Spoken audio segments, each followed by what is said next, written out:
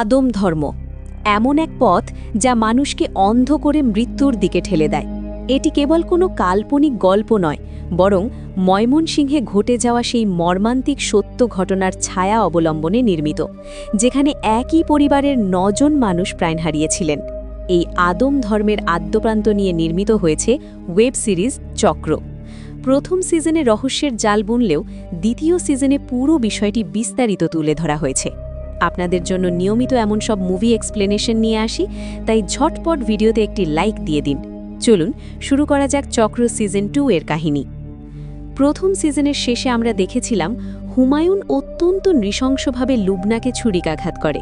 নিজের মুখে রক্ত মেখে সে বলছিল, দরজা রক্ষা করতে আমাদের অনেক কিছুই করতে হয়, আর রূপমণিকে ফিরে পেতে হলে তোমার মরণ অনিবার্য। মৃত্যুর ঠিক আগ মুহূর্তে লুবনা সব সত্য বুঝতে পারে এবং প্রতিশোধ নেওয়ার ঘোষণা দেয়। এরপর হুমায়ুন সোজা চলে যায় সেই ঘরে যেখানে লুবনার পরিবারের বাকি সদস্যরা চেয়ারের উপর দাঁড়িয়ে গলায় দড়ি দিয়ে অপেক্ষা করছিল রহস্যময় ৬ মিনিট ৬৬ সেকেন্ড শেষ হওয়ার জন্য।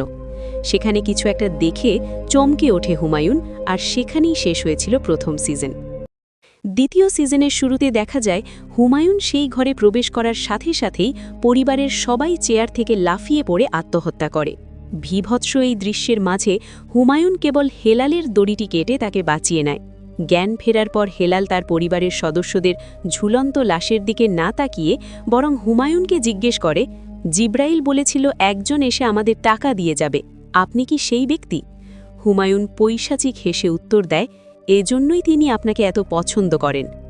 হাসাহাসির মাঝেই হঠাৎ হুমায়ুন কঠোর হয়ে ওঠে। সে হেলালকে জানায় সে তার শেষ দায়িত্ব পালনে ব্যর্থ হয়েছে, কারণ লুবনা স্বেচ্ছায় মরতে চায়নি, তাকে জোর করে মারতে হয়েছে। ভয়ার্ত হেলাল ক্ষমা চাইলেও হুমায়ুন শোনেনি। সে নিষ্ঠুরভাবে হেলালের চোখ উপড়ে ফেলে। এরপর হুমায়ুন ঘর থেকে নিচে নেমে এসে অবাক হয়ে দেখে সেখানে লুবনার মরদেহটি আর নেই। লুবনা কি বেঁচে আছে? ঘটনার ১ বছর পর টিভিতে সেই মর্মান্তিক ঘটনার নিউজ প্রচার হচ্ছিল। পরিবারের একমাত্র জীবিত সদস্য হিসেবে হেলাল শিকদার সাক্ষাৎকার দিচ্ছিল। সে মিথ্যা দাবি করে যে তার বাবা শয়তানের পূজারী ছিলেন এবং তিনি সবাইকে মেরেছেন। প্রতিবাদ করায় তার চোখ উপড়ে ফেলা হয়েছে, আর তার বোন লুবনা নিখোঁজ। গল্পের অন্যদিকে দেখা যায় অ্যানি নামের এক মেয়েকে, যাকে পাপেট মাস্টার বা পুতুল নাচের জাদুকর বলা হয়। ১ বছর বিরতির পর সে আজ প্রথম স্টেজে পারফর্ম করছে। ১ বছর আগে তার জীবনে ঘটে গিয়েছিল এক রহস্যময় ঘটনা। তার স্বামী বাথটাবে ডুবে মারা যান। লোকমুখে গুঞ্জন ছিল অ্যানি নিজেই তাকে হত্যা করেছে। পারফরমেন্স শেষে অ্যানি তার বন্ধুদের সাথে এক রেস্টুরেন্টে বসে আড্ডা দিচ্ছিল। ঠিক তখন পাশের টেবিলের কিছু লোক তাদের ভিডিও করতে শুরু করে। এ নিয়ে তর্কাতর্কি শুরু হলে এক যুবক বিদ্রূপ করে বলে ওঠে, ভিডিও ডিলিট না করলে কি করবেন? স্বামীকেও তো বাথটাবে চুবিয়ে মেরেছিলেন, আমাদেরও কি সেভাবেই মারবেন? এই কথাটি শোনামাত্র অ্যানি প্রচণ্ড মানসিক ধাক্কা খেয়ে সেখানেই জ্ঞান হারিয়ে ফেলে। এদিকে আমরা হুমায়ুনকে দেখি এক রহস্যময় কক্ষে, যেখানে ৩টি বিশাল কুকুর রয়েছে। তার অদ্ভুত পোশাক এবং কর্মকাণ্ড দেখে যে কেউ শিউরে উঠবে। অন্যদিকে আশরাফ থানায় ওসির সাথে দেখা করে দাবি করে যে ১ বছর ধরে লুবনা নিখোঁজ, তার মানে সে আর বেঁচে নেই। সে চায় মিসিং কেসটি যেন মার্ডার কেসে রূপান্তর করা হয়, কিন্তু ওসি কোনো লাশ ছাড়া মামলা নিতে রাজি নন। আশরাফ দমে যাওয়ার পাত্র নয়, সে জানায় এই রহস্যের শেষ সে দেখেই ছাড়বে। আশরাফ বেরিয়ে যাওয়ার পর এক পুলিশ অফিসার ওসির কাছে নতুন তথ্য নিয়ে আসেন। ফার্মগেট এলাকা থেকে ২ জন পথশিশু বা টোকাই নিখোঁজ হয়েছে। ওসি প্রথমে গুরুত্ব না দিলেও অফিসার জানান নিখোঁজ হওয়ার একটি অদ্ভুত প্যাটার্ন আছে।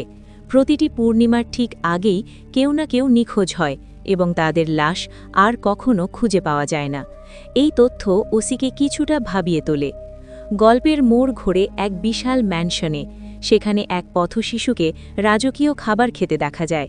হুমায়ুনের সহকারী তাকে লোভ দেখিয়ে এখানে নিয়ে এসেছে। তৃপ্তি সহকারে খাবার খাওয়ার কিছুক্ষণ পরই বিষক্রিয়ায় ছেলেটি ছটপট করতে থাকে।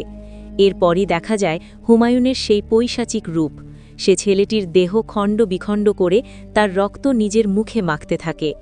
সুস্থ মস্তিষ্কের কোনো মানুষের পক্ষে এমন কাজ অসম্ভব। হুমায়ুন তার সহযোগীকে জিজ্ঞেস করে আর কয়টা পূর্ণিমা বাকি। উত্তর আসে মাত্র ৩টি। হুমায়ুন বুঝতে পারে আর 3টি বলি দিলেই সেই রহস্যময় দরজা খুলে যাবে। পরদিন সন্ধ্যায় হুমায়ুনের কাছে তার গ্রামের এক চাচার ফোন আসে। চাচা তার ছেলে আদনানকে হুমায়ুনের কাছে পাঠিয়েছিলেন কাজের সন্ধানে, কিন্তু ফিরেছে আদনানের নিথর দেহ। হুমায়ুন অত্যন্ত ধূর্ততার সাথে মিথ্যে বলে যে আদনান জুয়া খেলত এবং পাওনাদারদের সাথে ঝামেলায় হয়তো সে খুন হয়েছে। সে আদনানের বাবাকে পুলিশের কাছে যাওয়ার পরামর্শ দিয়ে কল কেটে দেয়, কিন্তু দর্শক জানতে পারে আদনানকেও আসলে হুমায়ুন নিজেই হত্যা করেছিল তার অশুভ উদ্দেশ্য হাসিলের জন্য।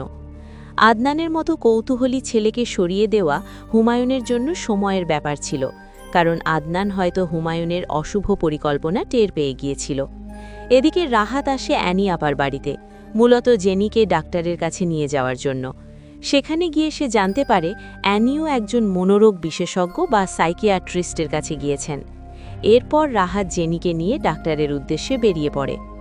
অন্যদিকে অ্যানি হাসপাতালে পৌঁছান ডক্টর বিপ্লব কুরেশির সাথে অ্যাপয়েন্টমেন্ট অনুযায়ী, কিন্তু সেখানে গিয়ে তিনি জানতে পারেন আগের রাতেই ফুড পয়জনিংয়ে ডক্টর বিপ্লব মারা গিয়েছেন। অ্যানি যখন হতাশ হয়ে ফিরে যাচ্ছিলেন, তখন রিসেপশনিস্ট মেয়েটি তাকে অন্য একজন ডাক্তারের পরামর্শ দেয়। সে জানায়, ম্যাম, আপনি ডক্টর হুমায়ুনের কাছে একবার গিয়ে দেখুন, তিনি দারুণ একজন ডাক্তার। সহজ সরল অ্যানি বুঝতে পারেননি এটি একটি বিশাল ষড়যন্ত্র। প্রকৃতপক্ষে হুমায়ুনের সহকারী ওই মেয়েটিকে টাকা দিয়ে হাত করেছিল অ্যানিকে হুমায়ুনের চেম্বারে পাঠানোর জন্য। অ্যানি দীর্ঘক্ষণ হুমায়ুনের চেম্বারে অপেক্ষা করার পর অবশেষে ভেতরে ডাক পান। সেখানে প্রবেশের সাথে সাথেই হুমায়ুন তাকে অদ্ভুত এক প্রশ্ন করে বসে, পানিতে ডুবে তোমার কেমন লাগছে অ্যানি? চমকে উঠে অ্যানি জানায় সে নিজে ডোবেনি, বরং তার স্বামী বাথটাবে ডুবে মারা গিয়েছেন। হুমায়ুন তখন রহস্যময় হেসে বলে, না, আমি তোমার কথাই বলছি। গত 1 বছর ধরে তুমি ডাঙায় থেকেও ডুবে আছো। সবাই তোমাকে দোষারোপ করছে বলে তুমি নিজেকে অপরাধী ভাবছ। আমাদের এই সেশনগুলো একদম গোপন থাকবে। তোমার ভেতরে যদি কোনো ভয়ঙ্কর দানবও থাকে, তাকে আমার সামনে আনতে পারো, আমি ভয় পাব না। হুমায়ুনের এই আত্মবিশ্বাসী ও অদ্ভুত কথাগুলো অ্যানিকে কিছুটা ঘোরের মধ্যে ফেলে দেয়। গল্পের মোড় ঘোরে অন্যদিকে। একটি বদ্ধ ঘরের 4 দেয়ালে আরবিতে রহস্যময় কিছু লেখা। ঘরের মাঝখানে একটি খাটিয়ায় রাখা একটি মৃতদেহ। কিছুক্ষণ পর এক ব্যক্তি সেখানে প্রবেশ করে লাশের ওপর কাপড় বিছিয়ে দেয় এবং বিড়বিড় করে প্রার্থনা শুরু করে। এই মৃতদেহটি কার, আর এই ব্যক্তিটিই বা কেন এমন অদ্ভুত আচরণ করছে? এই রহস্যময় ঘরের রহস্য জানতে হলে আমাদের গল্পের আরও গভীরে যেতে হবে। দৃশ্যপটে দেখা যায় হুমায়ুন সমুদ্রের তীরে দাঁড়িয়ে আছে, হাতে একটি রহস্যময় বই। আকাশের দিকে তাকিয়ে সে বিড়বিড় করে বলতে থাকে, আমি আপনার কাছাকাছি চলে আসছি, আমার শক্তি বাড়ছে। আগে আমি দুর্বল ছিলাম বলে রুমকি আমাকে বিভ্রান্ত করতে পেরেছিল, কিন্তু এখন আর কেউ পারবে না। হুমায়ুন স্বীকার করে যে সে আদনানকে নিজেদের দলে টানতে চেয়েছিল, কিন্তু সেখানেও সে ভুল করেছিল। তার এই ভুলের জন্য তাকে কঠিন পরীক্ষার সম্মুখীন হতে হয়েছে, তবে এখন সে আগের চেয়ে অনেক বেশি শক্তিশালী। হুমায়ুন যখন এই কথাগুলো বলছিল, তখন পাশ থেকে এক বিভৎস কণ্ঠের প্রতিধ্বনি শোনা যাচ্ছিল। গল্পটি ফ্ল্যাশব্যাকে চলে যায়। কুরআন ও সুন্নাহর আদর্শ নিয়ে 2 পক্ষের মধ্যে বিতর্ক চলছিল। এক পক্ষ ছিল পীর পূজার বিপক্ষে, আর অন্য পক্ষে ছিল হুমায়ুনের বাবা আব্দুল পীর। তর্কে হেরে গিয়ে আব্দুল পীর ও তার অনুসারীরা গ্রামবাসীদের হাতে চরম অপমানিত ও লাঞ্ছিত হয়। অপমানে দগ্ধ আব্দুল নিজেকে ঘরে বন্দি করে ফেলে।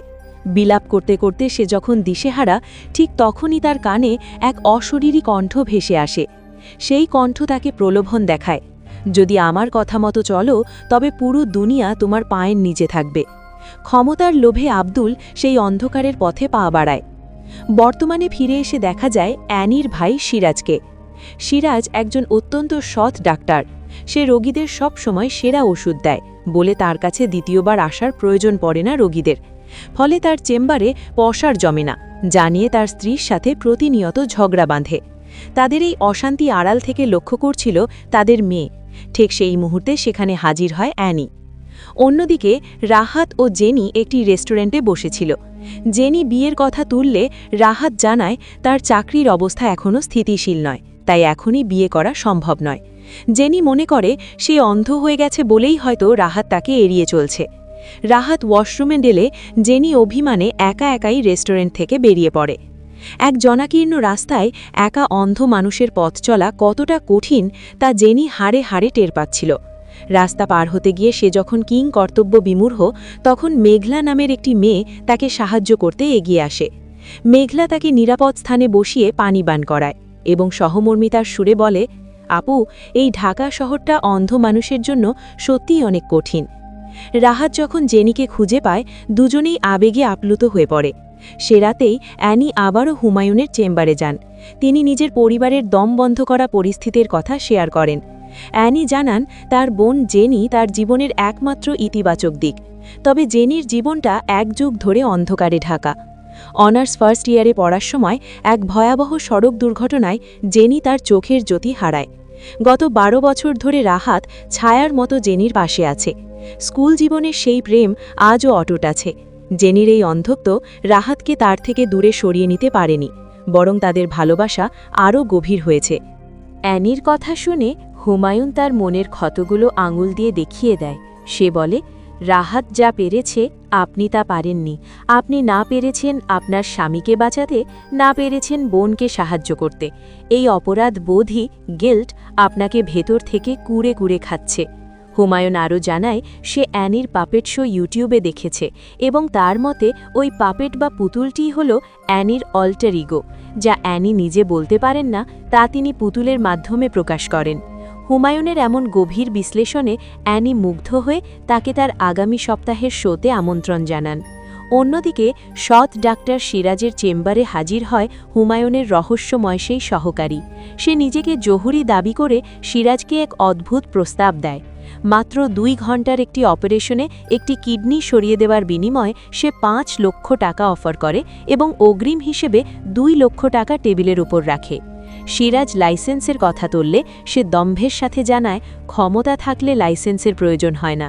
সিরাজ প্রথমে রাজি না হলেও লোকটি তাকে মনে করিয়ে দেয় যে সে না করলে কোনো হাতুড়ে ডাক্তার দিয়ে কাজ করানো হবে এবং তাতে গরিব দাতা মারাও যেতে পারে। অভাব আর স্ত্রীর সাথে নিত্যদিনের ঝগড়ার কথা ভেবে সিরাজ দোতানায় পড়ে যায়। বিকেলবেলা রাহাত একটি ছোট মেয়েকে নিয়ে থানায় হাজির হয়। মেয়েটি তার নিখোঁজ বাবার ছবি দেখায়। রাহাত জানায় এই লোকটি তার সোর্স হিসেবে কাজ করত এবং সে কোনো নেশাগ্রস্ত ব্যক্তি নয়। মেয়েটি একটি গুরুত্বপূর্ণ তথ্য দেয়। তার বাবা বলেছিল এক বড়লোক সাহেব তাকে প্রতিদিন বিরিয়ানি খাওয়ায় এবং সেদিনও বিরিয়ানি নিয়ে ফেরার কথা ছিল। এই তথ্যটি শোনামাত্র পুলিশের সন্দেহ আরও ঘনীভূত হয়। তারা বুঝতে পারে এই নিখোঁজ হবার পেছনে কোনো প্রভাবশালী চক্রের হাত রয়েছে। রাহাতের আশঙ্কাই সত্যি হতে চলেছে। সে পুলিশকে সতর্ক করে যে কেউ হয়তো গরিব মানুষদের লোভ দেখিয়ে বড় কোনো বিপদ ঘটাচ্ছে। এদিকে রাত্রে হুমায়ুন তার অন্ধকার প্রকোষ্ঠে এক পৈশাচিক খেলায় মেতে ওঠে। কালো পোশাকে আবৃত হুমায়ুন একটি কুকুরকে খণ্ডবিখণ্ড করে তার ভেতর মৃত মানুষের অঙ্গপ্রত্যঙ্গ ঢুকিয়ে দেয়। এরপর স্টেপলার দিয়ে কুকুরের দেহটি আটকে দেয়। কাজ শেষে সে একটি পেট সিমেট্রি বা পশু কবরস্থানে ফোন করে জানায় তার 3টি জার্মান শেফার্ড কুকুর ফুড পয়জনিংয়ে মারা গেছে। সে বড় একটি কবরের জন্য 20,000 টাকা দিতে রাজি হয়। আকাশের দিকে তাকিয়ে সে বিড়বিড় করে বলে, মৃত পশুর পেটে মৃত মানুষ, আশা করি এটি আপনাকে সন্তুষ্ট করবে। কবরের ওজন দেখে গোরখদক অবাক হলে হুমায়ুন ঠান্ডা মাথায় উত্তর দেয়, মৃত জিনিসের ভার একটু বেশিই হয়। গল্প ফেরে অ্যানির কাছে। আয়নার সামনে দাঁড়িয়ে সে যখন চুল ঠিক করছিল, হঠাৎ তার মনে হয় পাপেটটি তার দিকে তাকিয়ে আছে। অ্যানি মজা করে পুতুলটির সাথে কথা বলতে শুরু করে। সে নিজের মনেই পুতুলের কণ্ঠে বলে ওঠে, মেকআপ ছড়া তোমার চেহারা দেখে তো আয়নাই হার্ট অ্যাটাক করবে। কিন্তু মজার ছলে করা এই আলাপ হঠাৎ ভয়াবহ রূপ নেয়। অ্যানি স্তম্ভিত হয়ে দেখে পাপেটটি নিজে থেকেই তার দিকে ঘুরে কান ঘেঁষে ফিসফিস করে কিছু একটা বলছে। আতঙ্কে শিউরে ওঠে অ্যানি। গল্পটি আবারও অতীতে ফিরে যায়। আব্দুল পীর তার অনুসারীদের মাঝে আদম ধর্ম নামে এক নতুন এবং বিকৃত ধর্মবিশ্বাস প্রবর্তন করে। এই ধর্মের নিয়মগুলো অত্যন্ত ভয়ঙ্কর। মাছ বা পশুর মাংস খাওয়া নিষিদ্ধ, কেবল শূকরের মাংস খাওয়া যাবে। বিয়ে বা সম্পর্কের ক্ষেত্রে কোনো সামাজিক বাধ্যবাধকতা নেই। মূল শত্রু হিসেবে ধার্মিক মুসলমানদের চিহ্নিত করা হয় এবং তাদের ক্ষতি করাকে জায়েজ বলা হয়। শিশুর জন্মের পর মুখে কাকের রক্ত দিতে হবে এবং মৃত ব্যক্তির জন্য জানাজা বা চোখের পানি ফেলা সম্পূর্ণ নিষিদ্ধ। আব্দুল পীর সবাইকে এই নতুন ধর্মে দীক্ষিত হওয়ার জন্য শপথ নিতে বাধ্য করে। পৃথিবীর সব ধর্মকে অস্বীকার করে আদম ধর্মের প্রতি আনুগত্য প্রকাশের এই চুক্তি স্বাক্ষর করতে হয় নিজের রক্ত দিয়ে। হুমায়ুন এবং তার স্ত্রী শুরুতে এই শিরক বা পাপ কাজে লিপ্ত হতে ভয় পেলেও আব্দুল পীরের প্রচণ্ড চাপে এবং অভিশাপের ভয়ে রক্ত দিয়ে টিপসই দিতে বাধ্য হয়। নিজের ঘরে ফিরে হুমায়ুন অনুশোচনায় দগ্ধ হতে থাকে। সে তার স্ত্রীকে বলে, আব্বা আমাদের দিয়ে এটা কি করালো? আল্লাহ আমাদের কোনো দিন মাফ করবেন না। ফ্ল্যাশব্যাকে দেখা যায় হুমায়ুনের বাবা আব্দুল পীরের কুফুরি মতবাদ মেনে নিলেও হুমায়ুন মনে মনে অনুতপ্ত ছিল। তার স্ত্রী তাকে সান্ত্বনা দিয়ে বলছিল হয়তো তাদের মঙ্গলের জন্যই বাবা এমনটা করেছেন। কিন্তু হুমায়ুন যখনই নামাজে বসতে যায় সে এক বিকট ও বিভৎস শব্দ শুনতে পায়। কোনোভাবেই সে ইবাদতে মন দিতে পারছিল না। অন্ধকার যেন তাকে চারপাশ থেকে গ্রাস করছিল। বর্তমানে দেখা যায় জেনি কারো সাহায্য নিয়ে হঠাৎ করেই রাহাতের বাড়িতে হাজির হয়। রাহাত তাকে দেখে খুশি হবার বদলে উল্টো আতঙ্কিত হয়ে পড়ে, কারণ রাহাত জেনিকে ধোঁকা দিচ্ছিল, ডাবল ক্রস করছিল। যখন জেনি রাহাতকে জড়িয়ে ধরে তখন রাহাতের ঘরে থাকা অন্য মেয়েটিও রাহাতকে পেছন থেকে জড়িয়ে ধরে। জেনি অন্ধ হওয়ায় এই বিশ্রী ও বিশ্বাসঘাতকতার দৃশ্যটি সে দেখতে পায় না। অন্যদিকে অ্যানির বাবা ইন্টারনেটে এক তরুণীর সাথে আপত্তিকর চ্যাটিংয়ে মগ্ন ছিলেন।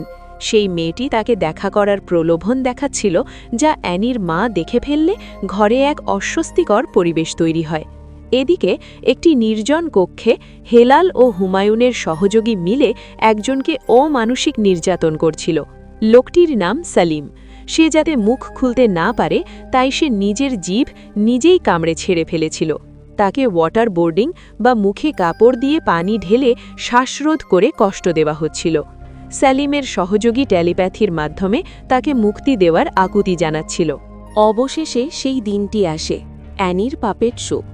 হুমায়ুন ছদ্মবেশে সেই শো দেখতে আসে। সেখানে জেনি, রাহাত এবং মেঘলাও উপস্থিত ছিল। শো শুরু হওয়ার কিছুক্ষণ পর অ্যানি লক্ষ্য করে তার পাপেট বা পুতুলটি আর তার নিয়ন্ত্রণে নেই। অ্যানি যখন পুতুলটিকে জোকস বলতে বলে তখন পুতুলটি নিজে থেকেই ভয়ঙ্কর সব সত্য বলতে শুরু করে। সে জেনিকে উদ্দেশ্য করে বলে, জেনি, তোমার প্রেম অন্ধ হলেও তোমার প্রেমিক রাহাত কিন্তু অন্ধ নয়। সে অন্য নারীদের সাথে মেতে থাকে। শুধু তাই নয়, পুতুলটি সবার সামনে অ্যানির গোপন অতীত ফাঁস করে দেয়। অ্যানির স্বামী যখন বাথটাবে মারা যাচ্ছিল, অ্যানি কেন তখন তাকে বাঁচাতে এগিয়ে আসেনি? এই ভয়ঙ্কর পরিস্থিতির চাপে অ্যানি পুতুলটিকে নিয়ে স্টেজ থেকে দৌড়ে পালায়। গল্প আবারও ফ্ল্যাশব্যাকে ফিরে যায়। এক রাতে হুমায়ুনের স্ত্রী আতঙ্কে চিৎকার করে জেগে ওঠে। সে কাঁপতে কাঁপতে হুমায়ুনকে বলে, সে এসেছিল, আমার অনুমতি ছাড়াই সে আমাকে স্পর্শ করেছে, ও আমাকে ছাড়বে না। এই সে আসলে কে? কোন অশরীরী শক্তির ভয়ে কাঁপছে হুমায়ুনের পরিবার? ফ্ল্যাশব্যাকে দেখা যায় হুমায়ুনের স্ত্রী রুমকি আতঙ্কিত হয়ে জানায় রাতের অন্ধকারে কোনো এক অদৃশ্য শক্তি তাকে স্পর্শ করছে। হুমায়ুন বুঝতে পারে এসবই তার বাবার সেই অন্ধকার জগতের ফল। কিন্তু তার বাবা আব্দুল পীর এই ঘটনা শুনে খুশি হয়ে সবাইকে মিষ্টি মুখ করান।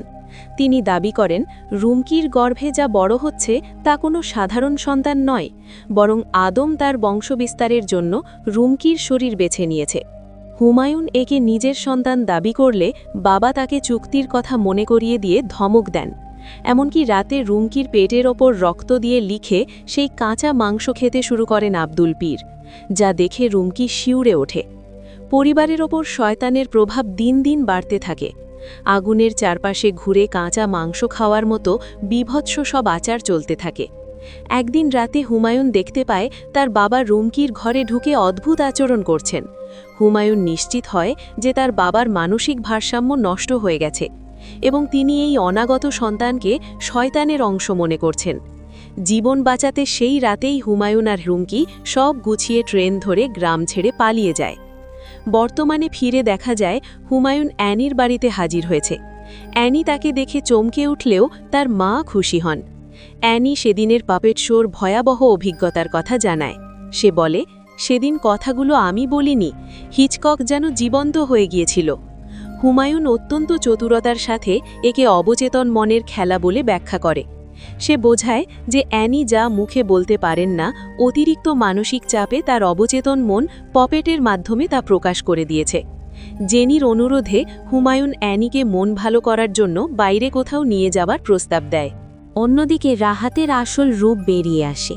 সেই মিতু নামের এক মেয়ের সাথে সময় কাটাচ্ছিল।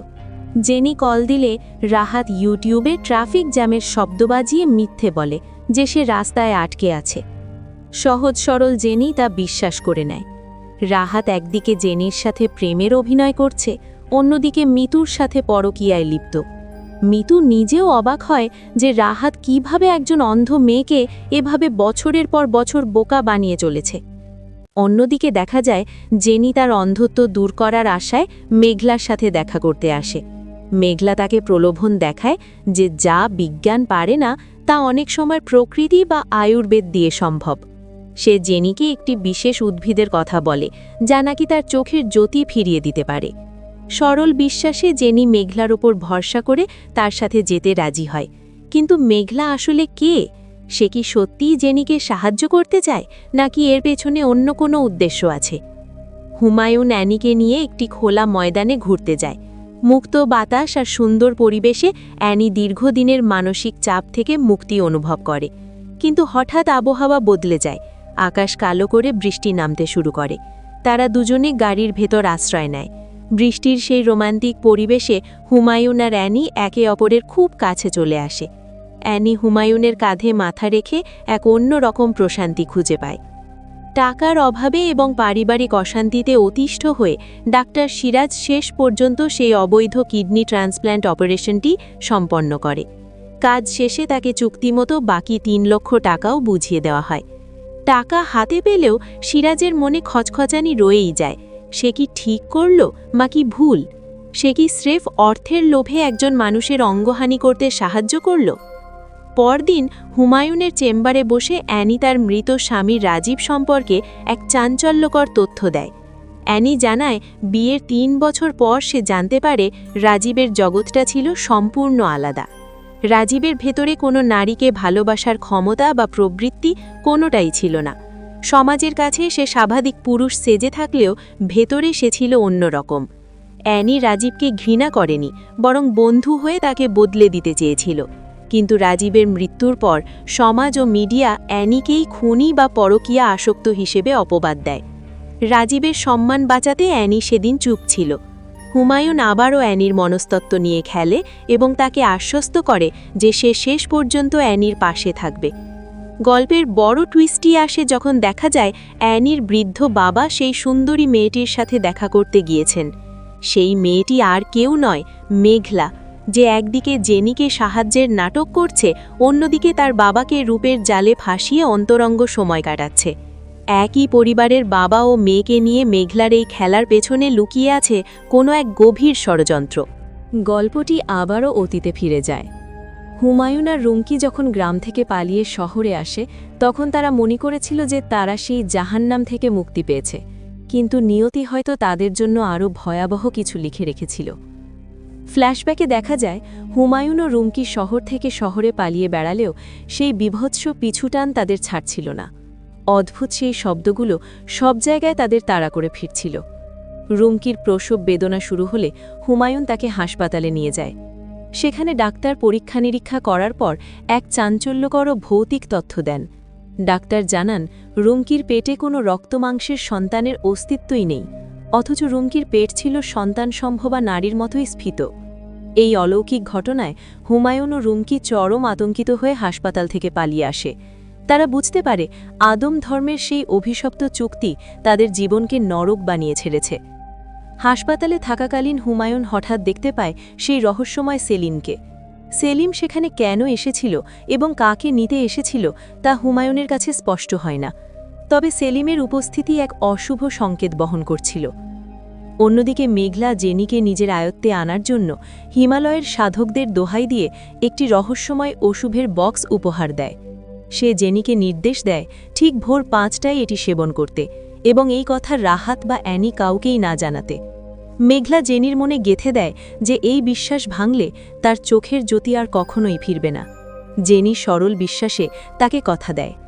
মেঘলা যখন অ্যানির ঘরে যায় সে পাপেট হিচককের কানে কানে কিছু একটা বলে, যা দেখে মনে হয় মেঘলা নিজেও কোনো অতিপ্রাকৃত শক্তির সাথে যুক্ত। অ্যানির বাবা যখন মেঘলাকে নিজের বাড়িতে জেনির বন্ধু হিসেবে দেখে তখন তার পায়ের নিচ থেকে মাটি সরে যায়। সে বুঝতে পারে না যে মেয়েটির সাথে সে গোপনে সময় কাটিয়েছে সে কেন তার নিজের বাড়িতে এসে হাজির হলো। মেঘলা কি তার সব কুকীর্তি ফাঁস করে দেবে, নাকি এর পেছনে বড় কোনো ব্ল্যাকমেল বা প্রতিশোধের গল্প আছে? ডাক্তার সিরাজ তার উপার্জিত অবৈধ টাকা দিয়ে স্ত্রীর জন্য গয়না কিনে আনলেও তার শান্তি নেই। টিভিতে নিউজ দেখে সে জানতে পারে যে লোকটির কিডনি সে অপসারণ করেছিল, আব্দুল মালিক, তাকে খুঁজে পাওয়া যাচ্ছে না। সিরাজ বুঝতে পারে সে একটি বড় অপরাধ চক্রের ফাঁদে পা দিয়েছে। যে নাম্বার থেকে তাকে কল দেওয়া হয়েছিল সেটিও এখন বন্ধ। ধরা পড়ার ভয়ে সিরাজ কুঁকড়ে যেতে থাকে। গল্প আবারও অতীতে ফেরে। হাসপাতাল থেকে ফেরার পর রুমকির শারীরিক অবস্থার চরম অবনতি হতে থাকে। তার পেটের ভেতর যা বড় হচ্ছে তা মানুষের কোনো সন্তান নয়, বরং কোনো এক পৈশাচিক সত্তা যা তাকে ভেতর থেকে নিঃশেষ করে দিচ্ছে। ফ্ল্যাশব্যাকে দেখা যায় একদিন রাতে হুমায়ুন ও রুমকির দরজায় কেউ কড়া নাড়ে। দরজা খুলতেই হুমায়ুন দেখতে পায় হুবহু একই চেহারার 3 জন বৃদ্ধা মহিলা। তারা হুমায়ুনকে ঘরের বাইরে বের করে দিয়ে দরজা আটকে দেয়। রুমকির সাথে তারা কোনো এক অশরীরী প্রসবের প্রক্রিয়া শুরু করে। তাদের চেহারায় পিন দিয়ে আটকানো অদ্ভুত কিছু একটা ছিল, যা দেখতে অত্যন্ত বীভৎস। হুমায়ুন বাইরে থেকে দরজা খোলার আপ্রাণ চেষ্টা করলেও সেই অশুভ শক্তির কাছে সে হেরে যায়। বর্তমানে দেখা যায় সেই 3 জন বৃদ্ধা মহিলা কাঁচা মাংস খাচ্ছেন, আর তাদের পাশেই দাঁড়িয়ে আছে মেঘলা। সেখানেই বসেছিল হুমায়ুন। মেঘলা হুমায়ুনের কাছে গিয়ে তার হাত পায়ে চুমু খেতে থাকে, ঠিক যেভাবে একটি কুকুর তার মালিককে ভক্তি করে। হুমায়ুন মেঘলাকে জানায় যে তার কাজ করার ধরন হুমায়ুনের খুব পছন্দ হয়েছে এবং এভাবেই যেন সে চালিয়ে যায়। এখান থেকেই বোঝা যায় মেঘলা আসলে হুমায়ুনেরই হাতের পুতুল। রাস্তা দিয়ে যাওয়ার সময় এক ফকির অ্যানির কাছে টাকা চাইলে সে দিতে যায়, কিন্তু ফকিরটি তার মুখে থুতু ফেলে। এতে অ্যানি প্রচণ্ড ক্ষিপ্ত হয়ে ওঠে এবং তার কানে অদ্ভুত কিছু আওয়াজ শুনতে পায়। সে ফকিরটিকে লাথি দিয়ে ফেলে দেয় এবং মানুষের কাছে মিথ্যে অভিযোগ করে যে ফকিরটি তাকে ব্যাড টাচ করেছে। উত্তেজিত জনতা ফকিরটিকে গণপিটুনি দিয়ে রক্তাক্ত করে ফেলে। অ্যানির ভেতরের সেই দয়ামায়া যেন ধীরে ধীরে হারিয়ে যাচ্ছে। মেঘলার দেওয়া সেই রহস্যময় ওষুধের প্রভাবে জেনির চোখের জ্বালা পড়া শুরু হয় এবং অলৌকিকভাবে সে তার দৃষ্টিশক্তি ফিরে পায়। আনন্দে আত্মহারা জেনি রাহাতকে সারপ্রাইজ দেওয়ার জন্য তার বাড়িতে ছুটে যায়, কিন্তু সেখানে গিয়ে সে অন্ধ হওয়ার নাটক চালিয়ে যেতে থাকে। সে দেখতে পায় রাহাত তার হবু ভাবি মিতুর সাথে অন্য রুমে গিয়ে দরজা বন্ধ করে দিয়েছে। জেনির ভেতরের পুঞ্জীভূত ক্ষোভ আগ্নেয়গিরির মতো ফেটে পড়ে। সে একটি চাকু নিয়ে দরজায় আঘাত করতে থাকে। রাহাত দরজা খুললে জেনি হিতাহিত জ্ঞান হারিয়ে রাহাতের পেটে ও বুকে উপর্যুপুরি ছুরিঘাত করে তাকে হত্যা করে। রাহাতের মৃত্যু দেখে মিতু পালাতে চাইলে সেখানে মেঘলা উপস্থিত হয়। জেনি মিতুকেও মেরে ফেলতে চাইলেও মেঘলা তাকে থামিয়ে দেয়। মেঘলা মিতুকে ভয়ঙ্কর হুমকি দিয়ে বলে হয় সে খুনের দায়ে জেলে যাবে, নয়তো তাকে মুখ বন্ধ রাখতে হবে। মিতু অনাগত সন্তানের দোহাই দিয়ে মেঘলা তাকে জিম্মি করে ফেলে এবং সেই রক্তমাখা চাকুর ওপর মিতুর আঙুলের ছাপ নিয়ে নেয়, যাতে খুনের দায় মিতুর ওপর চাপানো যায়। রাহাতের খুনের পর মিতু পুরোপুরি স্তব্ধ হয়ে যায়। মেঘলা অত্যন্ত ঠান্ডা মাথায় জেনির রক্তমাখা কাপড় নষ্ট করে ফেলে এবং জেনিকে নিজের হাতের পুতুলে পরিণত করে। জেনিও মেঘলার বশ্যতা স্বীকার করে নেয়। সেই রাতেই হুমায়ুন অ্যানিদের বাড়িতে হাজির হয় জেনির দৃষ্টিশক্তি ফিরে পাওয়ার খুশিতে। রাতের খাবার টেবিলে পরিবারের সবাই উপস্থিত থাকলেও মিতু ছিল আতঙ্কে কুঁকড়ে। অ্যানি যখন রাহাতের অনুপস্থিতি নিয়ে প্রশ্ন করে, মেঘলা অবলীলায় মিথ্যা বলে যে রাহাতকে ফোনে পাওয়া যাচ্ছে না। খাবারের এক পর্যায়ে হুমায়ুন নিজের বাসা থেকে বানিয়ে আনা বিশেষ কাবাব সবাইকে পরিবেশন করে। সেই কাবাব খাওয়ার পর পরিবারের সবার আচরণ অদ্ভুত হয়ে যায়। তারা পশুর মতো গোগ্রাসে খাবার গিলতে থাকে। এই কাবাব কি মানুষের মাংস দিয়ে তৈরি, নাকি এতে কোনো কালো জাদু মেশানো ছিল? হুমায়ুনের পৈশাচিক হাসিতেই তার উত্তর লুকিয়ে আছে। গল্পটি আবারও ফ্ল্যাশব্যাকে ফিরে যায়। হুমায়ুন ও রুমকিকে বেঁধে রাখা হয়েছে এবং আব্দুল পীর এক ভয়ঙ্কর রিচুয়াল পালন করছেন। তিনি জানান, রুমকির গর্ভ থেকে যা জন্ম নিয়েছে তার নাম মেমান, সে শয়তানের বন্ধু। মেমানের বয়স প্রতিদিন 1 বছর করে বাড়ছে। 5 দিনের ঘুম শেষে জেগে উঠে হুমায়ুন দেখে মেমানের বয়স এখন 5 বছর। এভাবে 30 দিনে সে পূর্ণ যুবক হয়ে উঠবে এবং পৃথিবীর সবচাইতে শক্তিশালী ও অশুভ সত্তায় পরিণত হবে। আব্দুল পীর মেমানের পিঠের রক্ত মেখে তাকে শয়তানের উদ্দেশ্যে উৎসর্গ করেন। বর্তমানে দেখা যায় অ্যানির বাবা আবারও মেঘলার সাথে গোপনে দেখা করতে গিয়েছেন। মেঘলা তাকে একটি রহস্যময় কৌটা ধরিয়ে দেয় এবং কানে কানে ফিসফিস করে কিছু একটা করার নির্দেশ দেয়। সেই মুহূর্তেই ব্যাকগ্রাউন্ডে সেই বীভৎস ও ভয়ঙ্কর অলৌকিক আওয়াজটি শোনা যাচ্ছিল। মেঘলা কি এবার অ্যানির বাবাকে দিয়ে নিজের পরিবারেই কোনো ধ্বংসযজ্ঞ ঘটাবে? এদিকে পুলিশের হাতে ধরা পড়া হুমায়ুনের এক লোক যাতে মুখ না খোলে সেজন্য হেলাল থানায় গিয়ে কনস্টেবলকে ঘুষ দিয়ে খাবারে বিষ মিশিয়ে দেয়। খাবার খাওয়ার কিছুক্ষণ পরই কয়েদিটি মারা যায় এবং ভয়ে কনস্টেবল সব প্রমাণ সরিয়ে ফেলে। এই খবর শুনে হুমায়ুন পৈশাচিক আনন্দ পায়। অন্যদিকে ডাক্তার সিরাজ নিউজ দেখে নিশ্চিত হয় যে সে একটি অবৈধ কিডনি পাচার চক্রের সাথে জড়িয়ে পড়েছে। সে হেলালকে এ নিয়ে প্রশ্ন করলে হেলাল তাকে সোজাসুজি হুমকি দিয়ে বলে, আপনি কাজ করেছেন, টাকা পেয়েছেন, ব্যাস কিচ্ছা খতম, এর বেশি কিছু জানার চেষ্টা করবেন না। সিরাজ বুঝতে পারে সে এখন এমন এক চোরাবালিতে আটকে গেছে যেখান থেকে ফেরার কোনো পথ নেই। হেলাল আবারও ডাক্তার সিরাজের কাছে এক ভয়ঙ্কর অফার নিয়ে হাজির হয়। এবার লিভারের একটি অংশের বিনিময়ে তাকে 10 লক্ষ টাকা দেওয়ার প্রলোভন দেখানো হয়।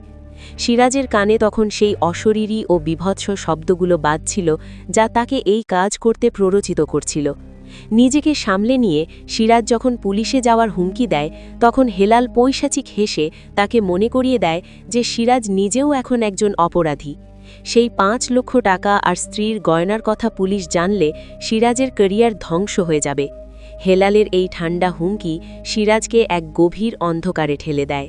অন্যদিকে হুমায়ুন জিবরানকে কড়া নির্দেশ দেয় লুবনার লাশের খোঁজ করার জন্য। লুবনার নিখোঁজ হয়ে যাওয়াটা হুমায়ুনের পরিকল্পনায় বড় বাধা হয়ে দাঁড়াচ্ছে।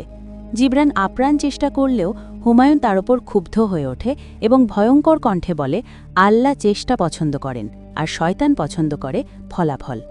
হুমায়ুনের এই অবজ্ঞায় জিবরান মনে মনে আহত হয়, কারণ সে হুমায়ুনের জন্য নিজের জীবন বাজি রাখলেও কোনো স্বীকৃতি পাচ্ছিল না। অ্যানির বাবা মেঘলার দেওয়া সেই রহস্যময় কৌটা নিয়ে তার স্ত্রীর কাছে আসেন। তিনি দাবি করেন এই কালো পাউডার এবং নির্দিষ্ট কিছু নিয়ম পালন করলে তার স্ত্রীর অসুস্থতা সেরে যাবে। নিয়মটি ছিল বিভৎস। 9 দিন পরপর একটি করে পশু বলি দিতে হবে। সেই অশরীরী কণ্ঠটি অ্যানির মাকেও এই কাজ করতে উৎসাহিত করে এবং তারা নিজেদের পোষা বিড়ালটিকে বলি দেওয়ার মাধ্যমে এই পৈশাচিক যাত্রা শুরু করার সিদ্ধান্ত নেয়। সিরাজ যখন ঘরে ফেরে তখন মিতু মেঘলার শেখানো পরিকল্পনা অনুযায়ী ঝগড়া শুরু করে। সে 2.5 লক্ষ টাকা দিয়ে নতুন আইফোন কিনে দেওয়ার বায়না ধরে এবং দাবি পূরণ না হলে সংসার ছেড়ে চলে যাওয়ার হুমকি দেয়। সিরাজ যখন নিরুপায় হয়ে পড়ে তখন তার কানে আবার সেই বিভৎস আওয়াজটি বাজতে থাকে, যেন তাকে বাধ্য করা হচ্ছে সেই 10 লক্ষ টাকার অফারটি গ্রহণ করতে। সিরাজ রুম থেকে বেরিয়ে যেতেই মিতু মেঘলাকে ফোন করে জানায় যে পরিকল্পনা অনুযায়ী সে সিরাজের ওপর চাপ সৃষ্টি করতে সক্ষম হয়েছে। হুমায়ুন অ্যানিকে নিয়ে তার সেই পুরনো মহলে চলে আসে। ব্রিটিশ আমলের সেই শান্ত বাড়িটি দেখে অ্যানি বেশ মুগ্ধ হয়। কিছুক্ষণ পর হুমায়ুন তাকে এক গ্লাস লাল পানীয় বা জুস খেতে দেয়। সেটি পান করার পরপরই অ্যানি গভীর ঘুমে আচ্ছন্ন হয়ে পড়ে। হুমায়ুন তাকে কোলে করে ঘরে নিয়ে আসে। কিছুক্ষণ পর অ্যানির জ্ঞান ফিরলে সে নিজেকে হুমায়ুনের মোহজালে আবদ্ধ আবিষ্কার করে, যেন সে চাইলেও হুমায়ুনের কোনো কাজে বাধা দেওয়ার ক্ষমতা হারিয়ে ফেলেছে। গল্পটি আবারও সেই অতীতে ফিরে যায়। আব্দুল পীরের ঘরে হুমায়ুন ও রুমকি বন্দী। অশরীরী সন্তান মেমান বড় হচ্ছে অতি দ্রুত গতিতে। প্রতি 5 দিনে মেমানের বয়স বাড়ছে 5 বছর করে। এভাবে মাত্র 30 দিনের মাথায় মেমান একজন পূর্ণ যুবকে পরিণত হয়। মেমানের চেহারা অবিকল হুমায়ুনের মতো। 30 বছর বয়সী মেমান হঠাৎ একটি ধারালো চাকু নিয়ে আসল হুমায়ুনের গলা কেটে ফেলে। রুমকি তার চোখের সামনে স্বামীর এই নৃশংস মৃত্যু দেখলেও কিছু করার মতো অবস্থায় ছিল না। মেমান তখন আব্দুল পীরকে জানায় যে শয়তান তাদের কাজে খুশি হয়েছে এবং এখন তারা অভিশপ্ত দরজা পার হতে পারবে। এরপর আব্দুল পীর ও তার পরিবারের সবাই সেই ঘর থেকে বেরিয়ে আসে। বর্তমানে আমরা যাকে হুমায়ুন হিসাবে দেখছি সে আসলে আসল হুমায়ুন নয়, সে হলো শয়তানের সেই বন্ধু মেমন। সে আসল হুমায়ুনকে মেলে তার পরিচয় চুরি করে এখন একজন সাইকিয়াট্রিস্টের ছদ্মবেশে ঘুরছে। অ্যানি ঘুমিয়ে পড়লে সেখানে হাজির হয় রুমকির আত্মা, যার গলা কাটা ছিল। রুমকি তাকে দেখে বিরক্ত হয়ে বলে, রেল লাইনে মরার পরেও তুই কেন আমার পিছু ছাড়িস না? রুমকি মেমনকে ধিক্কার দিয়ে বলে, মেমন এক এক সময় এক এক রূপ ধরে মানুষের সাজানো পরিবার ধ্বংস করে বেড়ায়। মেমন দম্ভ করে জানায় মানুষের পাপ আর রক্তই তার প্রভুর প্রিয়, আর এই ক্ষুধা কোনোদিন মিটবে না। তবে রুমকি চ্যালেঞ্জ ছুড়ে দিয়ে বলে, মেমন যত শক্তিশালী হোক সে তো রুমকির গর্ভ থেকেই জন্মেছে, তাই রক্তের এই টান মেমন কখনো ছিন্ন করতে পারবে না। রুমকি বারবার ফিরে আসবে তাকে বিভ্রান্ত করতে। রুমকির সাথে মেমনের বিতর্কের মাঝেই হঠাৎ অ্যানি জেগে ওঠে। সে হুমায়ুনকে মেমনকে জিজ্ঞেস করে সে কার সাথে কথা বলছিল। মেমন ধূর্ততার সাথে তা অস্বীকার করে। ঠিক সেই মুহূর্তে অ্যানির ফোনে তার মায়ের কল আসে। ফোনের ওপার থেকে মা কান্নাকাটি করে জানান যে রাহাতকে কোথাও খুঁজে পাওয়া যাচ্ছে না। অ্যানি বুঝতে পারে মেঘলা আর হুমায়ুনের সেই অন্ধকার জগৎ এবার তার নিজের আপনজনদের গ্রাস করতে শুরু করেছে। রাহাতের নিখোঁজ হওয়ার সংবাদে পুলিশ অ্যানিদের বাড়িতে এসে হাজির হয়।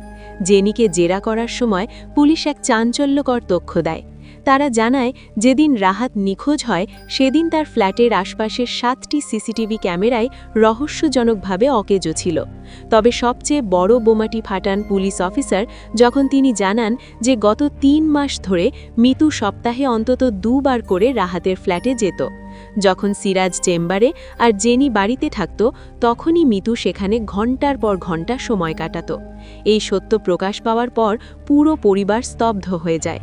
মিতু নিজেকে বাঁচানোর আপ্রাণ চেষ্টা করলেও তার বিরুদ্ধে অকাট্য প্রমাণ থাকায় কেউ তাকে বিশ্বাস করে না। এই বিশৃঙ্খলার মাঝে জেনিকে পৈশাচিক হাসিতে ফেটে পড়তে দেখা যায়। অন্যদিকে হুমায়ুনের সহকারী জিবরান এক অদ্ভুত কণ্ঠস্বর শুনতে পায়। সেই অশরীরী কণ্ঠ তাকে প্ররোচিত করে বলে, তুই কেন মেমনের সব কথা মানবি? শয়তান তো অবাধ্যতা পছন্দ করে। জিবরান বিশ্বাস করে ফেলে যে শয়তান সরাসরি তার সাথে যোগাযোগ করছে। মেমনের প্রতি অনুগত থাকার বদলে সে বিদ্রোহী হয়ে ওঠে এবং ঘরের কোণে হাত পা বেঁধে রাখা সেই বন্দী লোকটিকে মুক্ত করে দেয়। জিবরান বুঝতে পারেনি যে এটি তাকে ধ্বংস করার কোনো নতুন ফাঁদ কিনা। বাড়ির ভেতরে মিতু, সিরাজ এবং অ্যানির মধ্যে চরম বাগবিতণ্ডা শুরু হয়। অ্যানি যখন মিতুকে বিশ্বাসঘাতকতার জন্য দোষারোপ করছিল তখন মিতুর কানে সেই অশুভ আওয়াজটি বেজে ওঠে। মিতু বেপরোয়া হয়ে পাল্টা আক্রমণ করে বলে, তোমার ভাই কি আদেও পুরুষ? আর তুমি তো নিজেই স্বামীকে খুন করে এখানে এসে উঠেছ। মিতুর এই অপমান সহ্য করতে না পেরে সিরাজের ভেতরের দীর্ঘদিনের পুঞ্জীভূত রাগ বিস্ফোরিত হয়। সিরাজ চিৎকার করে বলে ওঠে সে হয়তো আগে দুর্বল ছিল, কিন্তু এখন সে এমন শক্তিশালী চক্রের সাথে হাত মিলিয়েছে যে তার পায়ের তলায় টাকা গড়াগড়ি খাবে। সে মিতুকে দুশ্চরিত্রা আখ্যা দিয়ে তার সাথে সব সম্পর্ক ছিন্ন করার ঘোষণা দেয়। সিরাজ এবং মিতুর ঝগড়া চরম পর্যায়ে পৌঁছায়। সিরাজ মিতুকে ঘর থেকে বের হয়ে যেতে বললে মিতু দম্ভ করে 15 লক্ষ টাকা কাবিন দাবি করে। অ্যানি তাদের শান্ত করার আপ্রাণ চেষ্টা করলেও স্বার্থ আর সন্দেহের আগুনে তখন পুরো পরিবার পুড়ছিল। কেউ কারো কথা শোনার অবস্থায় ছিল না। এদিকে হুমায়ুন, মেমান তার আস্তানায় ফিরে দেখে জিবরান তার চেয়ারে বসে আছে। জিবরান ঔদ্ধত্যের সাথে হাসতে হাসতে জানায় যে সে শয়তানের নির্দেশে মেমানের অবাধ্য হয়েছে এবং সেই বন্দী লোকটিকে মুক্তি দিয়েছে। জিবরান বিশ্বাস করেছিল শয়তান তাকে মেমানের চেয়েও বেশি শক্তিশালী করবে, কিন্তু মেমান ক্ষিপ্ত হয়ে জিবরানের মাথা 2 হাত দিয়ে এত জোরে চেপে ধরে যে তার খুলি চূর্ণ বিচূর্ণ হয়ে যায়। জিবরানের তাৎক্ষণিক মৃত্যুর পর হেলাল সেখানে উপস্থিত হয়। মেমান তখন হেলালকে জিবরানের স্থলাভিষিক্ত করে, যা শুনে হেলাল পৈশাচিক আনন্দে মেতে ওঠে। অন্যদিকে অ্যানির শারীরিক অসুস্থতা ও বমি বমি ভাব শুরু হয়। পরীক্ষা করার পর সে নিশ্চিত হয় যে সে অন্তঃসত্ত্বা। অ্যানি বুঝতে পারে এই অনাগত সন্তান হুমায়ুনের, মেমানের। যা তাকে এক চরম মানসিক সংকটে ফেলে দেয়। সে কি জানত সে আসলে এক শয়তানের বংশধরকে নিজের গর্ভে ধারণ করেছে? গল্পের অন্য প্রান্তে মেঘলা এবং জেনির কথোপকথন আরও ভয়ঙ্কর রূপ নেয়। জেনি তার পরিবার ধ্বংস করার জন্য মিতুকে নৃশংসভাবে মারতে চায়, কিন্তু মেঘলা তাকে আরও নিষ্ঠুর বুদ্ধি দেয়। সে বলে মিতুকে একবারে মেরে ফেললে তার শাস্তি কম হয়ে যাবে, বরং মিতুর সেই ছোট্ট ফুটফুটে মেয়েটির মুখ যদি অ্যাসিড বা আগুনে পুড়িয়ে দেওয়া হয়, তবে মিতু আজীবন সেই পোড়া মুখ দেখে অপরাধবোধে দগ্ধ হবে।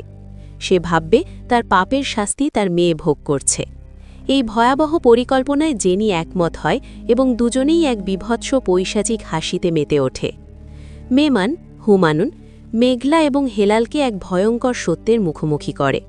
সে জানায় দরজা আসলে কোনো নির্দিষ্ট জায়গা নয়, বরং এটি হলো সময়। মহাবিশ্বের সময়ের নিয়ন্ত্রণ সাধারণত সৃষ্টিকর্তার হাতে থাকে, কিন্তু মেমান চায় সেই নিয়ন্ত্রণ শয়তানের হাতে তুলে দিতে। এর জন্য প্রয়োজন পৃথিবীতে অস্বাভাবিক মৃত্যুর হার বাড়ানো। মেমান ব্যাখ্যা করে যে যদি 17 লক্ষের বেশি মানুষকে আত্মহনন বা অস্বাভাবিক মৃত্যুর দিকে ঠেলে দেওয়া যায়, তবে সময়ের স্বাভাবিক টাইমলাইন ভেঙে পড়বে এবং শয়তানের জন্য দরজা উন্মুক্ত হবে। সে আরও জানায় শয়তান সবচেয়ে বেশি আনন্দ পায় একটি সুখী ও পবিত্র পরিবারকে তিলে তিলে পাপে নিমজ্জিত হতে ধ্বংস হতে দেখলে। অ্যানির পরিবারই এখন মেমনের প্রধান লক্ষ্য। মেঘলা যখন অ্যানির পবিত্রতার কথা মনে করিয়ে দেয়, তখন মেমন পৈশাচিক হেসে জানায় যে সে ইচ্ছা করেই অ্যানিকে বেছে নিয়েছে, কারণ একজন শুদ্ধ ও পবিত্র মানুষের গর্ভেই শয়তানের সবচাইতে শক্তিশালী উত্তরসূরি জন্ম নিতে পারে। মেমন ঘোষণা করে যে তার সেই সন্তান মাত্র 1 মাসের মধ্যেই পৃথিবীতে আসবে এবং 3 দিনের মাথায় তার বয়স হবে 30 বছর। এই উত্তরসূরি একবার পৃথিবীতে জেকে বসলে অ্যানির পুরো পরিবারকে সে মৃত্যুর দিকে ঠেলে দেবে। এদিকে থানায় সৈকত স্যার এবং অন্য এক পুলিশ অফিসার শুভর মৃত্যু ও রাহাতের নিখোঁজ হওয়া নিয়ে আলোচনা করছিলেন। সৈকত স্যার যখন হাই প্রোফাইল কেসগুলোতে মনোনিবেশ করতে চান, তখন অন্য অফিসারটি তাকে একটি টোকাই বা ভবঘুরে নিখোঁজের কেসটি দেখার অনুরোধ করেন। সেই অফিসার জানান নিখোঁজ হওয়া লোকটির শেষ লোকেশন পাওয়া গেছে হুমায়ুন সাহেবের বাড়ির আশেপাশে। এমনকি সিসিটিভি ফুটেজেও তাকে হুমায়ুনের বাড়িতে ঢুকতে দেখা গেছে। এই তথ্যটি সৈকত স্যারকে ভাবিয়ে তোলে। তিনি সন্দিহান কণ্ঠে জিজ্ঞেস করেন, কোন হুমায়ুন? পুলিশ অফিসার যখন ডক্টর হুমায়ুনের নাম উল্লেখ করেন, তখন সৈকত স্যার রীতিমতো চমকে ওঠেন। তিনি অনুধাবন করেন যে প্রতিটি রহস্যময় ঘটনার কেন্দ্রবিন্দুতে কোনো না কোনোভাবে ডক্টর হুমায়ুন উপস্থিত। এটি যে কেবল কাকতালীয় নয়, তা সৈকত স্যারের বুঝতে বাকি থাকে না। তিনি অফিসারকে নির্দেশ দেন হুমায়ুনের অতীত ও বর্তমান কর্মকাণ্ড নিয়ে খুব দ্রুত বিস্তারিত তদন্ত শুরু করতে। গল্পের অন্যদিকে মিতু এক গোপন জায়গায় মেঘলার সাথে দেখা করে। সে কান্নায় ভেঙে পড়ে মেঘলার পা জড়িয়ে ধরে বাঁচার আকুতি জানায়। মেঘলা তাকে ভয় দেখায় যে রাহাতের খুনের মামলা ও প্রমাণাদি পুলিশের হাতে পড়লে মিতুর ফাঁসি নিশ্চিত। মিতু মুক্তি চাইলে মেঘলা এক পৈশাচিক শর্ত জুড়ে দেয়। মিতুর ছোট্ট মেয়ে আফসোরাকে তাদের হাতে তুলে দিতে হবে। মিতু প্রথমে রাজি না হলেও তার কানে সেই অশরীরী কণ্ঠটি বারবার প্রতিধ্বনি হতে থাকে। শয়তান তাকে প্ররোচিত করে বলে, নিজে বাঁচলে অনেক কিছু করতে পারবি, মেয়ের মায়া ছেড়ে আগে নিজের জীবন বাঁচা। নিজের জীবনের ভয়ে এবং রাজরানী হয়ে থাকার লোভে মিতু শেষ পর্যন্ত তার নিজের কলিজার টুকরো আফসোরাকে শয়তানের হাতে তুলে দিতে রাজি হয়। মেঘলা তাকে জানিয়ে দেয় যে আফসোরাকে নিয়ে তারা কি করবে তা মিতু কোনো দিনও জানতে পারবে না। এদিকে অ্যানি দিশেহারা হয়ে হুমায়ুনের কাছে ছুটে আসে। সে আতঙ্কিত কণ্ঠে বলে, হুমায়ুন, আমার মনে হচ্ছে আমার পেটের ভেতর অদ্ভুত কিছু একটা বড় হচ্ছে। আমি কিছুই বুঝতে পারছি না। আমি কি পাগল হয়ে যাচ্ছি? হুমায়ুন অত্যন্ত শান্তভাবে অ্যানিকে জড়িয়ে ধরে এক ভয়ঙ্কর সত্য প্রকাশ করে। সে জানায় অ্যানির গর্ভে যা বড় হচ্ছে তা তাদের দুজনের সন্তান। এই কথা শুনে অ্যানি স্তব্ধ হয়ে যায়। সে কোনোভাবেই হিসাব মেলাতে পারে না যে কবে বা কিভাবে এটি সম্ভব হলো। হুমায়ুন ধূর্ততার সাথে উত্তর দেয়, সময় আর পদ্ধতি বড় বিষয় নয় অ্যানি, বড় বিষয় হলো এই সন্তান আমাদের অশুভ শক্তির বিজয় বয়ে আনবে। অ্যানি যখন তার গর্ভাবস্থা নিয়ে দিশেহারা, মেমন, হুমায়ুন তখন তাকে প্রেমের মায়াজালে আবদ্ধ করে ফেলে। সে অ্যানিকে আশ্বস্ত করে বলে, তুমি কি আমার স্পর্শে ভালোবাসা অনুভব করতে পারছো না? অ্যানি ডুকরে কেঁদে উঠে মেমনকে জড়িয়ে ধরে। মেমন তাকে অভয় দিয়ে বলে যে সন্তানের সব দায়িত্ব সে নেবে, তবে এখনই বাড়িতে কিছু জানানোর প্রয়োজন নেই। অ্যানি তার শারীরিক পরিবর্তনের অদ্ভুত বর্ণনা দিয়ে বলে, মনে হচ্ছে বাচ্চাটি তার শরীরের সব রক্ত শুষে নিচ্ছে এবং সে একা থাকলেও কেউ যেন সবসময় তার পাশে থাকে। মেমন অত্যন্ত কৌশলে একে স্বাভাবিক বলে অ্যানির ভয় দূর করে দেয়। অন্যদিকে সেলিম সেই উদ্ধার করা লোকটিকে নিয়ে একটি অদ্ভুত ঘরে আশ্রয় নেয়। তাদের মধ্যে টেলিপ্যাথি মানে মনে মনে কথা বলার মাধ্যমে কথোপকথন হয়। সেলিম জানায় সে গত 1 বছর ধরে জিব্রানের মস্তিষ্কে প্রভাব বিস্তার করার চেষ্টা করছিল এবং শেষ পর্যন্ত সফল হয়ে তাকে বিভ্রান্ত করে লোকটিকে মুক্ত করেছে। লোকটি যন্ত্রণার সাথে জিজ্ঞেস করে, আমরা কেন মরি না? এই কষ্ট আর সহ্য হচ্ছে না। সেলিম এক রহস্যময় উত্তর দেয়, তারা আসলে এক ভয়াবহ পাপের সাক্ষী, তাই কবরের মাটিও তাদের গ্রহণ করতে ভয় পায়। তারা হলো দরজার পাহারাদার, যাদের কাজ হলো অশুভ শক্তির হাত থেকে এই রহস্যময় দরজাকে রক্ষা করা। অ্যানির মা এখন পুরোপুরি অন্ধবিশ্বাসের কবলে। শয়তানের সেই ভয়ঙ্কর কণ্ঠস্বর, রক্ত, আমার রক্ত লাগবে শুনে তিনি বাড়ির পোষা সাদা বিড়ালটিকে ছাদে নিয়ে গিয়ে হাসতে হাসতে বলি দেন। এরপর সেই দেহটি ব্যাগের ভেতর ভরে নিচে জ্বলন্ত আগুনে পুড়িয়ে ফেলেন, যেন কোনো এক অশুভ রিচুয়াল সম্পন্ন করছেন। সেই রাতেই মিতু তার নিজের মেয়ে আপসরাকে মেঘলার হাতে তুলে দেয়। মেঘলা মেয়েটিকে নিয়ে একটি নির্জন বাড়িতে পৌঁছয়, যেখানে জেনি আগে থেকেই অপেক্ষা করছিল। ছোট্ট আপসরা তার ফুপি জেনিকে দেখে খুশি হলেও জেনি ছিল পাথরের মতো নিশ্চল। মেঘলা হঠাৎ একটি কাপড় দিয়ে শিশুটিকে অজ্ঞান করে দেয়। এরপর জেনির হাতে একটি গ্যাস বার্নার ধরিয়ে দেয়। জেনির মনে বিন্দুমাত্র মায়া কাজ করছিল না। সে নিজের হাতে তার ফুটফুটে ভাতিজির মুখটি পুড়িয়ে কুৎসিত করে দেয়। গল্পের শেষে দেখা যায় ডাক্তার সিরাজ তার নৈতিকতা বিসর্জন দিয়ে হেলালের কাছে এসে হাজির হয়েছে। সে জানায় অপারেশন শেষ হওয়ার সাথে সাথেই তার পাওনা 10 লক্ষ টাকা চাই। সিরাজ এখন পুরোপুরি এই অপরাধ জগতের অংশ হয়ে গেছে, যেখান থেকে ফেরার আর কোনো পথ নেই। হেলাল সিরাজকে আশ্বস্ত করে যে অপারেশন শেষ হলেই সে তার 10 লক্ষ টাকা পেয়ে যাবে। সিরাজ যখন অপারেশন থিয়েটারে ঢোকে, সে দেখতে পায় টেবিলের উপর শুইয়ে রাখা হয়েছে একটি ছোট শিশুকে, যার পুরো মুখ ব্যান্ডেজ করা। সিরাজ প্রথমে ইতস্তত বোধ করে এবং হেলালকে জানায় যে কথা ছিল কোনো বয়স্ক মানুষের লিভার বের করার, কিন্তু হেলাল তাকে রুক্ষ স্বরে মনে করিয়ে দেয় যে বয়স বা মুখ দেখা তার কাজ নয়, তার কাজ শুধু লিভার বের করে টাকা নিয়ে চলে যাওয়া। নিরুপায় এবং লোভাতুর সিরাজ নিজের অজান্তেই তার নিজের কলিজার টুকরো আফসরার বুক চিরে লিভার বের করে আনে। অপারেশন শেষে এক পৈশাচিক উন্মাদনা সিরাজকে গ্রাস করে এবং সে রক্তমাখা হাত নিয়ে টেবিলের উপর উঠে বীভৎস হাসিতে মেতে ওঠে। মেঘলা সেই লিভারটি নিয়ে মেমানের কাছে আসে। মেমান সেটির উপর মন্ত্রপুত কাগজ লাগিয়ে মেঘলাকে নির্দেশ দেয় এটি দিয়ে বিশেষ এক পদের রান্না করতে। মেমান অ্যানির পুরো পরিবারকে দাওয়াত করেছে এবং তার পরিকল্পনা হল পরিবারের সদস্যদের দিয়েই তাদেরই সন্তানের লিভার খাওয়ানো। মেমান বিশ্বাস করে একবার যদি তারা এই নিষিদ্ধ ও জঘন্য কাজটি সম্পন্ন করে, তবে স্রষ্টার প্রতি তাদের শেষ অধিকারটুকু মুছে যাবে। যে বাবা নিজের সন্তানের রক্ত ঝরায়, সে চিরতরে শয়তানের দাসে পরিণত হবে। বিকেলবেলার সমুদ্রের পাড়ে মেমানের সাথে দেখা হয় সেলিমের। সেলিম তাকে সতর্ক করে দিয়ে বলে যে হুমায়ুনের এই রূপটি মানুষ এখন নোটিস করতে শুরু করেছে। মেমান সেলিমকে বিশ্বাসঘাতক এবং ভীতু বলে বিদ্রূপ করে জানায় যে সেলিম একসময় শয়তানের পথ ধরলেও মাঝপথে আলোর পথে ফিরে গিয়ে ভুল করেছে। সেলিম শান্তভাবে উত্তর দেয় যে সে এখন তার অতীতের পাপের প্রায়শ্চিত্ত করছে। মেমান যখন দম্ভ করে লুবনার মৃত্যুর কথা মনে করিয়ে দেয়, তখন সেলিম এক রহস্যময় কথা বলে। লুবনা হয়তো নিজেই তার প্রতিশোধ নিতে দরজার সামনে মেমানের জন্য অপেক্ষা করছে। তদন্তকারী পুলিশ অফিসার সৈকতকে এক চাঞ্চল্যকর তথ্য দেন। জানা যায় ডক্টর হুমায়ুন আসলে 2007 সালে ঘটে যাওয়া আব্দুল পীরের পরিবারের সেই অভিশপ্ত ঘটনার একমাত্র জীবিত সদস্য। রোমানিয়া থেকে ফিরে সে মাদ্রাসা শিক্ষক, স্কুল শিক্ষক, এমনকি চলচ্চিত্র প্রযোজক হিসেবেও কাজ করেছে। বর্তমানে সে শহরের নামকরা সাইকিয়াট্রিস্ট। একটি মানুষের এতগুলো বিপরীতমুখী চরিত্র এবং পরিচয় সৈকতকে ভাবিয়ে তোলে। তিনি বুঝতে পারেন এই কেসটি যতটা সাধারণ মনে হয়েছিল তার চেয়েও অনেক বেশি গভীর এবং অন্ধকার। সেদিন সন্ধ্যায় হুমায়ুনের প্রাসাদে অ্যানির পুরো পরিবার আমন্ত্রিত হয়। হুমায়ুন তাদের সামনে পরিবেশন করে সেই বিভৎস লিভার রোস্ট। মিতু ও সিরাজ নিজেদের সন্তানের সেই মাংস পরম তৃপ্তিতে ভক্ষণ করে। মেমানের অর্থাৎ হুমায়ুনের জঘন্য পরিকল্পনা সফল হয়।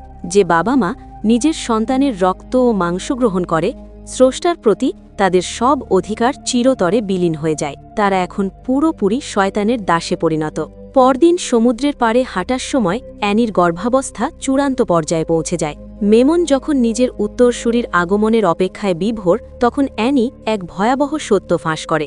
সে জানায় তার স্বামী রাজীব নিজে নিজে মারা যায়নি, বরং অ্যানি নিজেই তাকে বাথটাবের পানিতে চুবিয়ে হত্যা করেছিল। এই কথা শুনে মেমন স্তম্ভিত হয়ে যায়।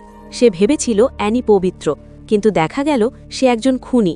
মেমনের হাতের পাপেটটি অর্থাৎ শয়তানের কণ্ঠটি গর্জে ওঠে এবং মেমনকে তিরস্কার করে বলে সে এক অপবিত্র নারীর গর্ভে শয়তানের বীজ বপন করে চরম ভুল করেছে। ক্ষিপ্ত মেমন যখন অ্যানিকে হত্যা করতে উদ্যত হয়, তখনই সেখানে আবির্ভূত হয় সেলিম। সেলিম তাকে উপহাস করে বলে যে আসল ক্ষমতা কেবল সৃষ্টিকর্তার হাতেই থাকে, যা মেমন বা শয়তান কেউ বুঝতে পারেনি। সেলিমের সাথে এক রহস্যময়ী নারীকে দেখা যায়, যার পেটে ছুরিকাঘাতের চিহ্ন। মেমন তাকে দেখে আতঙ্কিত হয়ে পড়ে। ধারণা করা হচ্ছে এই মেয়েটি আর কেউ নয়, লুবনা, যাকে প্রথম সিজনের শেষে মেমন মেরে ফেলেছিল। সে এখন প্রতিশোধ নিতে ফিরে এসেছে। বন্ধুরা, এভাবেই শেষ হল চক্র সিজন 2 এর শ্বাসরুদ্ধকর কাহিনী। মেমন কি পারবে লুবনার প্রতিশোধ থেকে বাঁচতে, নাকি অ্যানির অপবিত্র গর্ভে জন্ম নেওয়া সেই অশুভ শক্তি পৃথিবী ধ্বংস করে দেবে? এসব প্রশ্নের উত্তর মিলবে আগামী 31শে ডিসেম্বর, যখন আসবে এই সিরিজের 3য় সিজন। আজকের এই মুভি এক্সপ্লেনেশনটি আপনাদের কেমন লেগেছে তা কমেন্ট করে অবশ্যই জানাবেন। ভিডিওটি ভালো লাগলে লাইক দিন এবং আমাদের চ্যানেলটি সাবস্ক্রাইব করে বেল আইকনটি চেপে রাখুন, যাতে পরবর্তী কোনো আপডেট মিস না হয়। দেখা হবে নতুন কোনো ভিডিওতে। সেই পর্যন্ত ভালো থাকুন, সুস্থ থাকুন। ধন্যবাদ।